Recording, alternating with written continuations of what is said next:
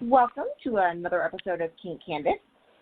We have a guest on with us tonight. So I am Shay, and I am here with both Jay and our special guest, Mel. What's up? Good evening.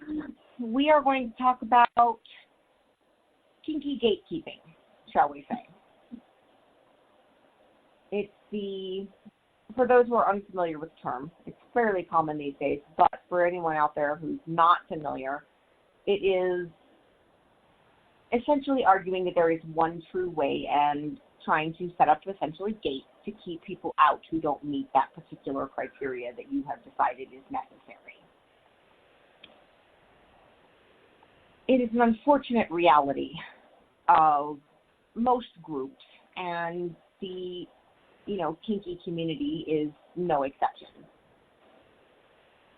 So I want to run through a little bit about some of the common arguments for not a true submissive or not a true dom, and kind of shoot them down a little bit because that's just not how it works.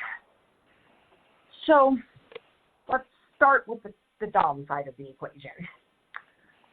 And I'll go through some of the ones I've heard, and I'll open up the floor to you guys. Let you guys tell me what you've heard, and we'll kind of talk through them a little bit.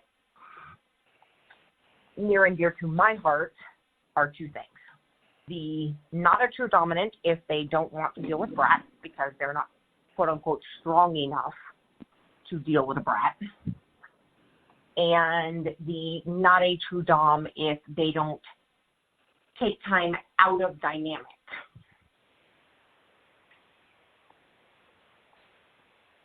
These are personal for me because we've had them thrown at my dominant partner on more than one occasion because we don't take out of dynamic. We don't step out of role. It's not a thing that we do. And he doesn't do brats. This is not a thing that he does in his life. Correct me if I'm wrong, but that's not so much not being a true dom as just not having the time or patience to put up with fighting and arguments every day.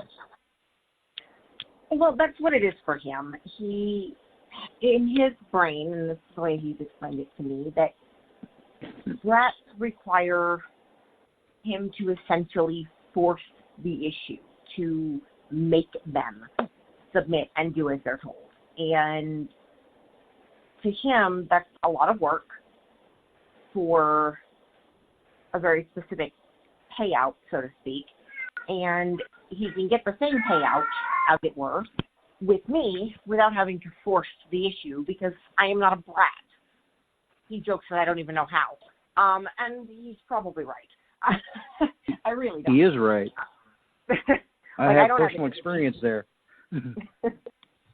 And so he doesn't want to deal with the brat thing because it's just not his style.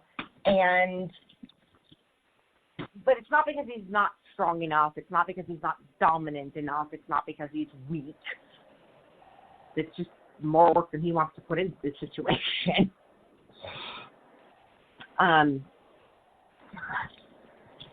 The out of role issue has come up for us a couple times because I've been personally told myself, point blank to me, that he's not a real dom but an abuser because we don't take time out of role or out of dynamic.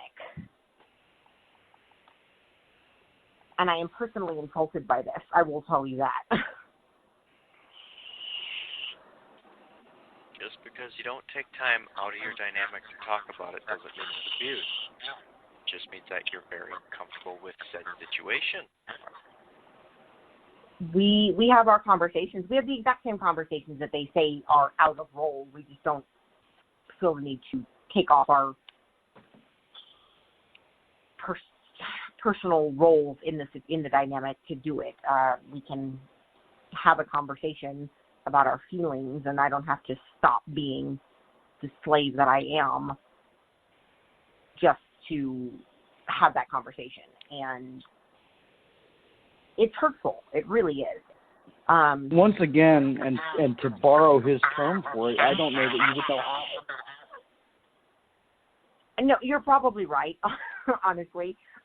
This I've said it before and I'll say it again. This isn't something that I do. This is something that I am. And I don't know how to be not myself. And so those are the two that are most meaningful, so to speak, for myself. I'll open the floor up and let you both tell me if what ones you've heard or what ones get to you the most.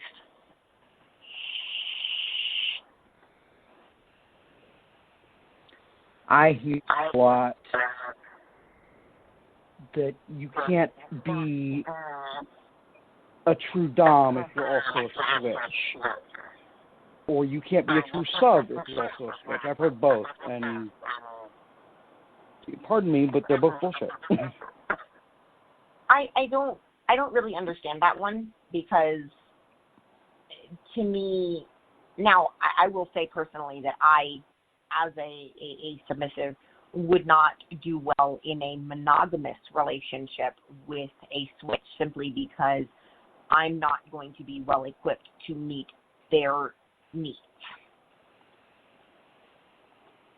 But being in a poly situation is a non-issue as far as that goes, because what you do at other times or with other people has not one thing to do with how I see you in the dynamic you have with me. And so I don't quite understand that one. I've never really fully understood it, but you're right, I hear it more often than I would like. And it doesn't make a lot of sense.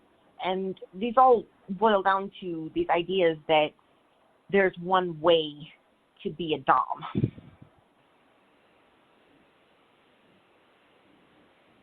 And there just isn't.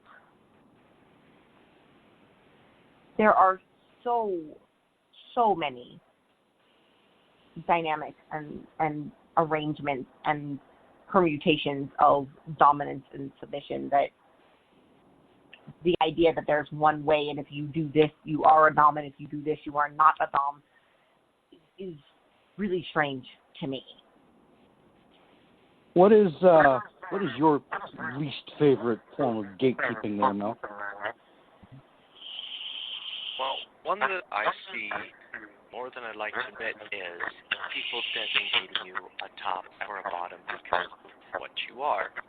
I don't want to call names up, but like fandom-wise, if you're one thing, you're a sub. If you're this, you're another, you're automatically a top. No. Just because you're one thing doesn't mean you're this. It's personal preference and what you feel comfortable with. I know at least one submissive who is also a rope top, oddly enough, but only rope. Interesting combination, but I can see it.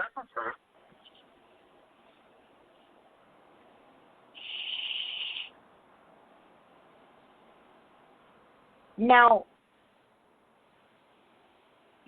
again, near and dear to my heart is the matter of what makes someone a true sub or not a true sub.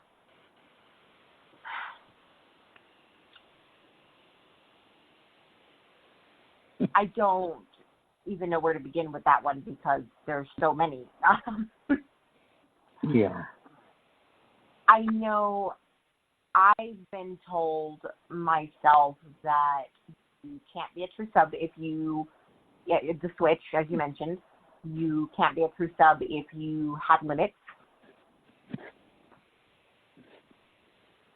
that you can't be and this one's personal for me, that you can't be a true sub if you are in control of any part of your home life. I am in charge of certain things in our home because he has decided that these are things that I should be in control of. some because it's more convenient, and some because I'm simply better at them. But this idea that you can't be a true sub if you say have control over the budget or grocery shopping or whatever, that's a personal one for me. A recent one I've heard is that we can't really be true submissives, particularly us 24/7 folk, that we can't be because we have children, and that therefore means we have to be more subtle at certain times with the way that our dynamic manifests, that's not really 24/7, you see. Well, what you're in control of in your life and what you aren't is between you and your dominant, and everybody else gets to take a seat. The limits one is particularly damaging, I think.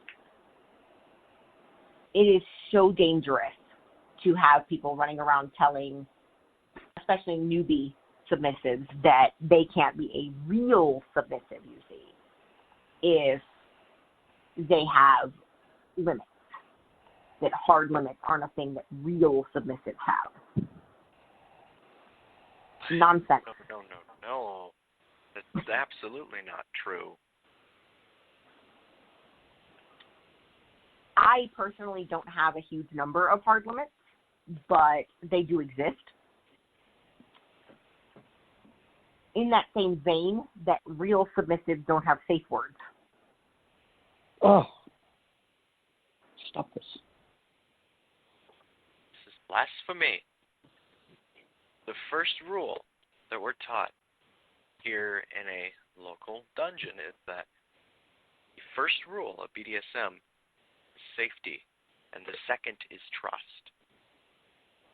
If you don't have a safe word, you just threw the first rule out the freaking window. Gone. I've always had one. I've not needed to use it, but that is a function of the relationship that I'm in, the fact that he typically knows before I do even that I'm at the point of needing to stop doing whatever it is we're doing. But the safe word is always there. Here's that you just brought up another particular one that I hear a lot. You can't be a real dom if you haven't made your submissive safe word out at least once. Excuse me. Or you can't be a true sub if you haven't safe word out at least once. I don't know where this came from, but I wish it would go back there. No. If you've never had to use it, it means you're doing really well, because it means you know your partner's limits and you're not exceeding them, which, in all honesty, kudos to you. That should be praised, not looked and frowned upon. I saw that, actually, now that you mention it, I saw that when they were talking about red flags in a group, they were asking about red flags, and questions that you should ask a potential dominant or potential submissive to sort of gauge their level of experience or ability or what have you. And they suggested asking a submissive when was the last time that they had used their safe word, and if the answer was that they hadn't, then it was a mark that they were either inexperienced or lying. No. I'm a switch-maining dom, but I've done submissive things, and I have never safe worded out. But that's because limits were discussed beforehand, as they typically are. I've not needed it, as I said, because we're very good. Two reasons I don't use it. One is because he knows me very, very, very well, and he knows more quicker than I typically when I'm at that point. But the other reason that we've never needed to use it, and this is something that people don't seem to really think about, is the fact that I've never needed to use the safe word because we are very, very good about communication both beforehand and during. He's incredibly good about checking in with me.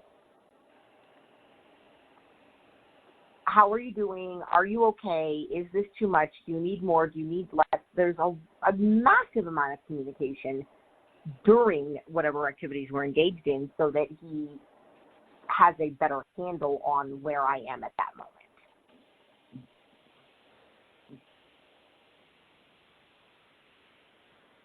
And it boils down to, you can see the trend. I'm noticing that a lot of this boils down to this idea that DOMs must be 100% in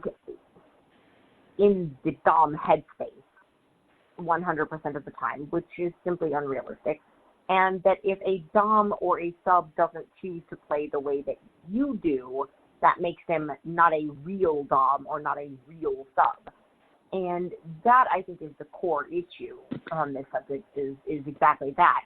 You know, I'm a brat, and he doesn't like to play with brats, so obviously he's not a real DOM. Well, no, he's just not a good DOM for you.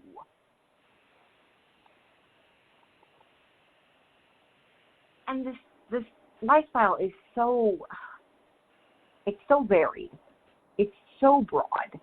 We are a gigantic tent, a gigantic umbrella under which there are so many things. And I know so many subs who are more than one thing. Maybe they're a slave and a pet and a something else and there's a lot of ands.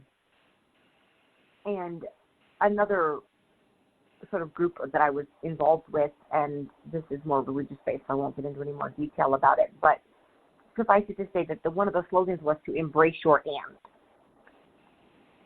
and I like that. Yeah, it was all about embracing that you could be a wife and a mother and a career and lots of ands, and that they wanted all of us to recognize that you should embrace your and. And maybe you are a DOM and a switch and something else. And maybe you're a slave and a kitten, for example, right here. But they're all about those ands. There's so many ands in this lifestyle, and I think that's something that we're missing a lot of people, embracing that and saying, you know what, you can be all manner of things.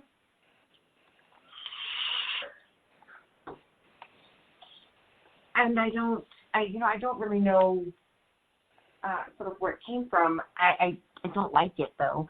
The other one that's coming up a lot that I wanted to touch on while I've got you both on the show with me is, it came up just today, and I haven't even really kind of gotten into it because it came up just this afternoon, and it was the idea that the lifestyle and BDSM is divided into essentially two subsets. And this is not entirely, in my opinion, incorrect, but that it was divided into a subset of those who view this as a fantasy or a game or an activity, and those who view it as a lifestyle, which I take no objection to, because I think that is very true, and I obviously fall into the lifestyle subset. But the thing that got my attention and made me want to sort of bring it up and touch on it was them saying that it was their perception that the fantasy or game or whatever you want to call it crowd, and this is coming from the post that I read, tended to talk about limits and consent and negotiation beforehand, and were big on aftercare afterwards, and the lifestyle crowd was not. And so I wanted to throw that out there and see what you both think about that particular attitude before I share my thoughts on it. You're our guest, Mel. Go ahead. Being separated into two subcategories, I mean, it's not wrong.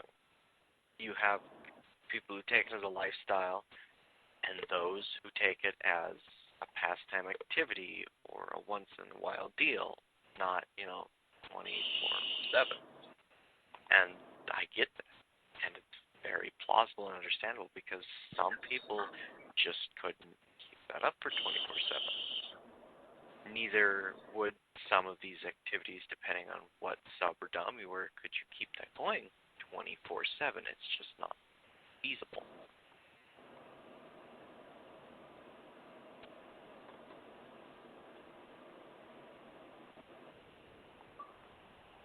I think that's probably very accurate. Yeah, I agree. Just as you or I, Shay, would not be comfortable in a bedroom-only situation, I think it's fair for us to admit that not the 24/7 lifestyle is not, the 24/7 dynamic is not appropriate or fitting for every couple. It just doesn't work that way. And I think Mel brings up a good point, too, that some kinks and some activities don't lend themselves quite as well. If the primary reason you are in this is that you are into rope or the other one I see a lot is degradation, that sort of humiliation, that sort of thing. Those sorts of things are probably more suited to a sometimes kind of activity in the bedroom only, sometimes, what have you, but not something that is going to be needed or even feasible to have on a more 24/7 basis. And that's fair. 24/7 is complicated. It's difficult in its own way. It's incredibly rewarding, in my opinion, but it can be very, very, it requires a huge amount of communication, a huge amount of trust. There's work that goes into it. And it's not for everybody. And I think that goes back to our gatekeeping conversation, is this idea that my way is the right way and your way, if it's not my way, is the wrong way. And I see this both from the 24/7 crowd. I will call us out on that. The idea that some of us fall into the idea that we're doing it better than somebody else. I see it a lot from the brat and brat tamer crowd as well, that they have a better form of the dynamic and it's somehow more correct. And if you're not doing it, it's just because you're not strong enough or dominant enough or whatever to engage in that sort of thing. And it's just not accurate. My way is not better. It's better for me, but it's not better for everyone. We've said it before, and I think it deserves repeating here. There is no one true way. There's only what works for you. And that's very, very, very important for people to recognize, that your way is the right way for you, yes, but it's not necessarily the right way for somebody else. I don't want a brat and brat tamer dynamic. It doesn't work for me. It would not be right for me. It would be uncomfortable. I don't want it. And I wouldn't be comfortable in a bedroom-only dynamic. I don't do well in that setting. Others would chase dramatically. I've talked about it with Munchkin on the show, too, that the way that she wants to submit and have her dominant behave is great for her. But it would drive me batty. Like, it really legitimately would. It would make me crazy. And the way that I do things would equally make her crazy. And that's literally one of my best friends in the whole world. And the way that she does it is not the way that I do it, because her way would make me nuts. What struck me this afternoon was the issue of this idea, and I'm not sure where it came from, and I'm wondering if either of you have run into it, because it's this idea that somehow negotiation and discussion and limits and aftercare and all those sorts of things only come up in the bedroom-only sometimes it's a fantasy, it's a game crowd, and are not part of the dynamic of a lifestyle 24/7 style arrangement. No. As a teacher, it's one of the things that I and a bunch of others teach is conversation, talk, work things out, make sure you know it's comfortable, check in. It's key that you talk, because if no one's talking, nobody knows. This is where problems arise and safe words get used. And there's no need for that when there's conversation during, before, and after.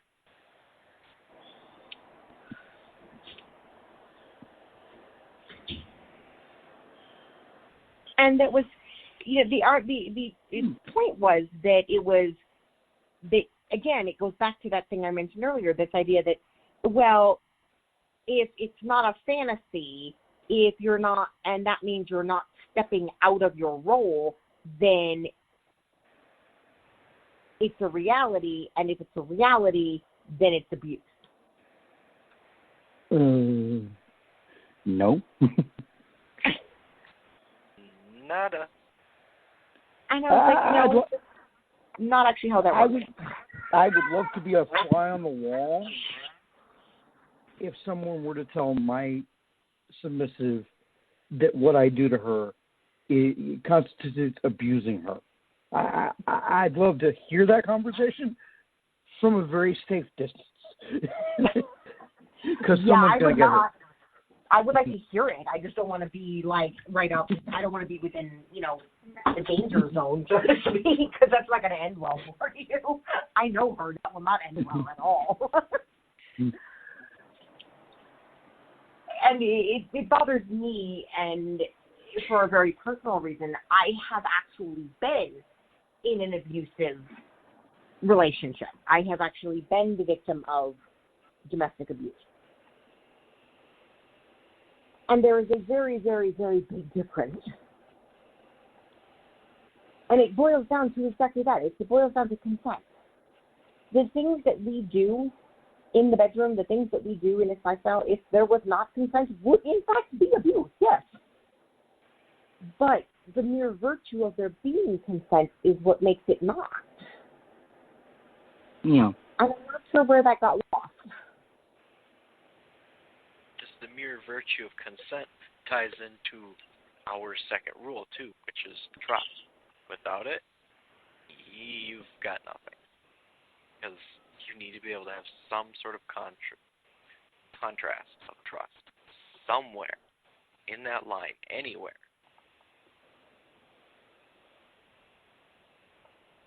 And you know what? I have one more that I saw recently, and this one, Jay, you'll get a kick out of. That being a slave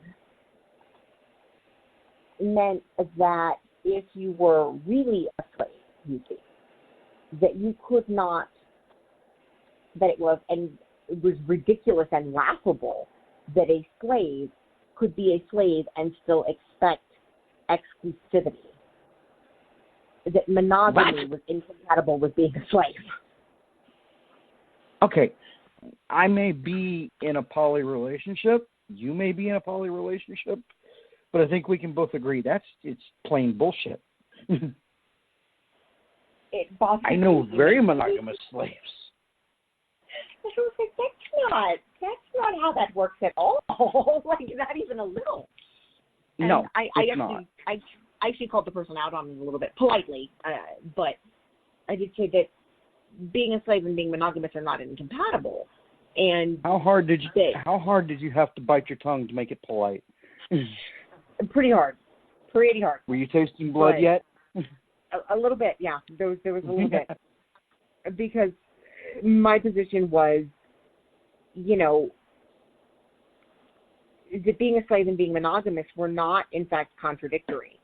That the idea that all slaves can, must, should accept a non-exclusive relationship is simply unfair. Whether you are monogamous or poly has nothing to do with how you identify in a lifestyle, like, at all. I am poly, but that's neither here nor there. No.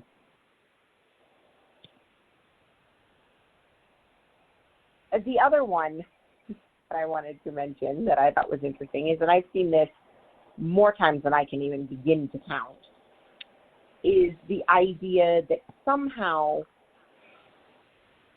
doms do not love or fall in love with their submissive. What?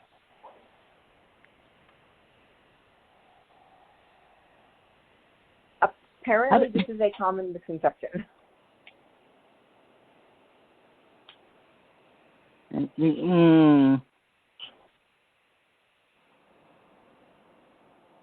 It was asked just this week with the, well, do doms ever, like, fall in love with, do doms ever love their subs? Is that possible? And I was like, well, I mean, I'm hoping that the wedding ring I wear would suggest that it is.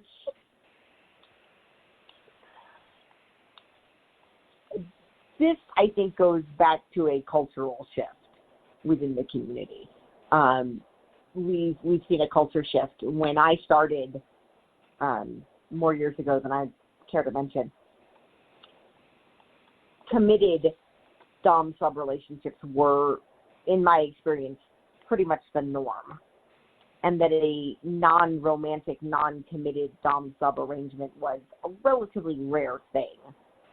And I'm noticing, and either one of you may contradict me if you're seeing something different, but I'm noticing a trend toward the exact opposite, that the non-romantic, non-committed dom-sub arrangement is the norm, and the committed, we are romantic partners as well as DS is somewhat less common of late.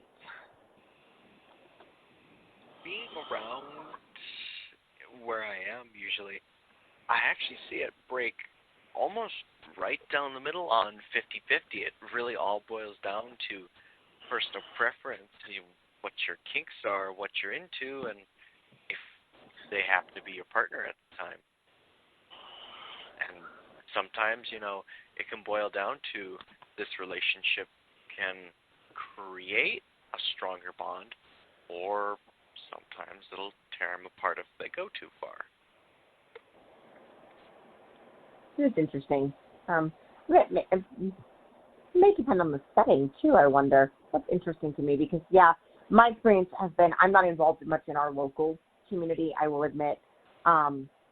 We're not particularly involved in that sense, but my interactions have been primarily in the online social media circles, and so it is interesting to me that in real life we're, face to face, we're seeing a different trend, which is very interesting.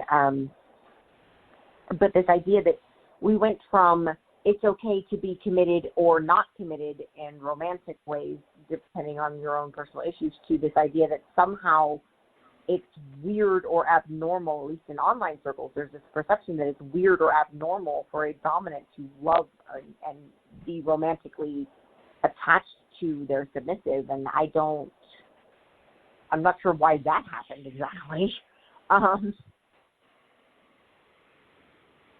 It seems very normal to me, obviously, just based on my own personal experience, because I don't do that sort of arrangement. Doesn't work for me. I only practice this in the context of a relationship. It doesn't work for me any other way. And so, to me, I'm always baffled by this concept that doms don't love their subs. And I'm going, well, mine married me, so I'm guessing he does. Just saying. And again, I would like to see someone tell your girl today that you did not love her. Or that it was weird that you loved her. I'd like to see it through a telescope. And hear it, maybe a two-way radio, because I don't want to be anywhere near pitching range. When that comes up. Yeah, because as has come proven often, she is more than capable of hitting what she aims at.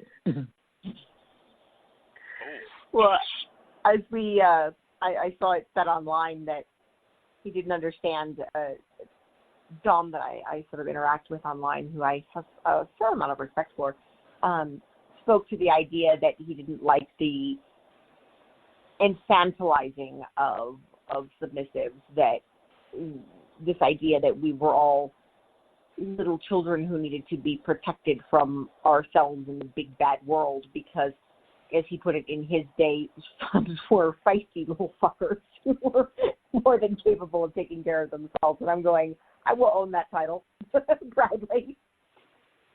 You earned it. I am, as I'm sure my dominant would tell you, more than capable of taking care of myself. His favorite phrasing, as we've mentioned before, is that he wishes for me to be a fully functional human. And that's the other one that I see a lot of, is this idea that you must either be, and it goes both ways, oddly enough, the gatekeeping on this one, either that you must be not dependent on your dominant in any way. You must be a completely standalone individual with no, deep attachment or dependence, interdependence with your dominant to be a real submissive, because the whole subs have all the power thing. Or that if you are independent and feisty and can take care of yourself, then that means you're not really a submissive, because all submissives are meek little wallflowers. My dom would be disappointed. He would be disappointed if I was suddenly a meek wallflower. He really would. And yeah, that's another one that weirdly enough goes both ways. Like, you can't win on that one. I don't. Somehow either way makes you not a real submissive, which apparently tells me that there is no real submissive, is what I'm getting from that. Again, they can go ahead and have that conversation with our opposite numbers, shall we say. See how well that turns out for them. Go tell my dom that I'm not a real submissive. I'll be out of yelling range over there somewhere, because yeah, with earmuffs. Yeah, he's not going to take that well. The definition of a dom and a sub is not by particularly what you do. Your definition, your title, is something that you decide, not what somebody else decides for you. It's how you act, what you do, what you like. No one tells you if you're sub, a dom, or a switch. You decide that, because it is your personal preference, not somebody else's. I mean, so it's actually how switches. It's actually how switches exist.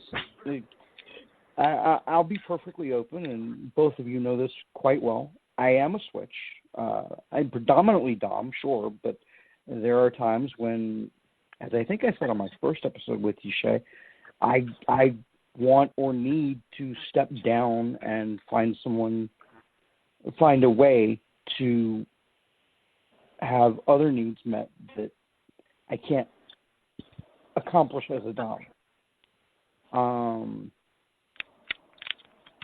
And I get to choose that. Nobody walks into a room and says, "You're my submissive now." You get down and I'm gonna tell them exactly where they can go and how quickly to get there. That's not a thing. I get to make that choice for myself.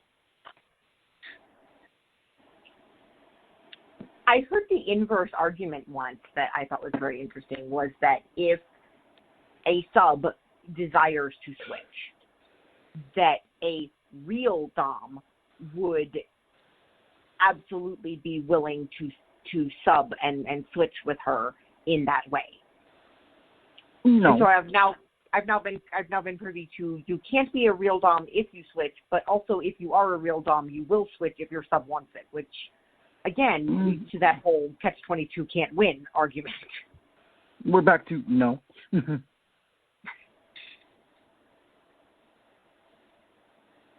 Yeah, the decide what you are. I don't switch. I'm not, well, no, let me rephrase that. I do not switch with male partners, let's put it that way. That's better. I was gonna have to call you on that if you didn't correct it yourself. I am capable of switching and do enjoy switching, but I only switch with female partners. I don't top for men. It's not something I have any interest in doing, and so I don't typically identify as a switch because I am predominantly submissive, and my primary partner is male, and our dynamic is with me as a submissive, so that's how I choose to identify. If I switch, it's only with a female partner, though. Which, again, is back to, as Mel was saying, it's all about sort of how I choose to identify. I don't choose to label myself as a switch because I don't feel that it fits me and my own perception of myself.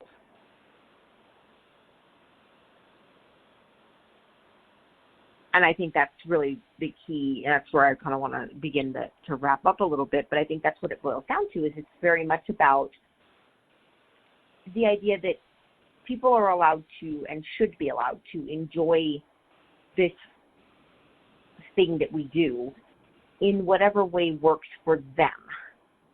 As long as you have the consent of your partner or partners, what you do is really up to you. Agreed. As long as everybody's consenting, then do you, boo-boo, do you. I'm not interested in labeling other people's dynamics for them, other people's roles for them, because I don't know your relationship. I'm not involved in it. And what do I know? You tell me how you identify, and I'm going to go with it. I take the same tactic with that as I do with gender. Really, I do. It's not my place to decide someone else's gender either. You tell me how you identify, and I will go with it. That's, really what it boils down to. And I think the lifestyle kind of needs to be the same way. You tell me how you identify, and that's how I will treat you. Because you say I'm a sub, I go, okay, you're a sub. Far be it from me to tell you you're not. It's not my decision.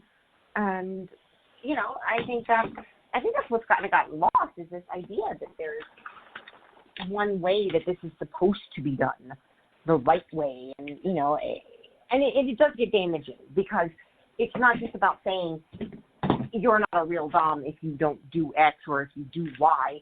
It's also your dom does this or doesn't do that. That's a huge red flag. No real dom would do that. And the same goes for the subs. Oh, your sub doesn't do this or does do this other thing. That's a big red flag. That's not a real sub. And it's so damaging. It's so dangerous. Please give the keys to the gate back to the ones who need it. No one made you gatekeeper. I will unlock and lock my own gate. Thank you very much. There you go. Everybody else can handle their own gates. So, on that note, I did a soapbox this week on the concept of cheating within the lifestyle specifically. And I do want to delve a little more into that. So if all involved parties are interested, I'd like to kind of plan that out for next week a little bit, as to talk a little bit more about that. Because as I said in the soapbox, I see this come up a lot, both in terms of I want to do this or that behind my partner's back, and I don't think that's cheating. Yet, no, it is. And also my dom is married and his wife doesn't know about me, but we're fully committed and he's a great family man. No, you are not, and no, he is not. Yeah, no. And so I wanna delve into that a little bit.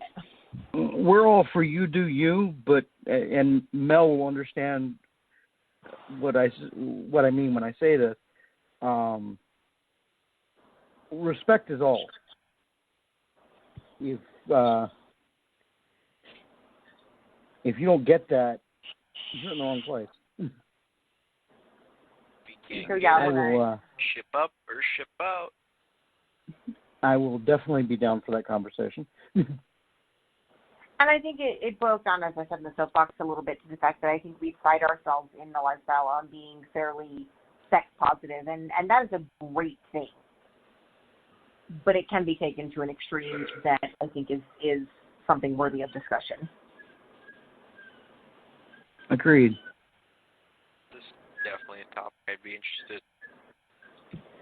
It's a very unique topic, and it has many possibilities to it too, because when you think about it, there are people out there who that's their fetish, but there are other people who no, very serious no. I actually, that's sort of kind of where we started with this, was a discussion about sort of non-romantic coupled DS dynamics, and that's where I see a lot of several talking about how their doms were married and to other people who didn't know about them, but they were totally fine with that. And this I take issue with. But also a conversation that came up with a person who came into a group discussing the fact that he and his wife have a kink, a fetish about him cheating on his wife, and whether or not they would be within the bounds of consent to have him cheat with his wife's consent with someone else who didn't know that he had his wife's consent, does know he's married, didn't know his wife consented to it. And so this is sort of what inspired me to bring this up as a topic a little bit. And so, as you say, it's going to bring up some interesting discussions to be had on this particular topic, I think. Yeah, I think if we don't end it here, we're gonna be here all night, because that's a hornet's nest. Oh yeah, there's a whole lot. And when we get into that next week, I will also talk a little bit about the issue of the phrasing of involving others in your kink, which is a deep dive that needs to, I think, be had. So, yeah. On that note, I think we will end it here, and I will thank you both for discussing this topic with me. I think it was important, and we will be back next week with a new episode. Definitely. And in the meantime, as always, stay safe out there.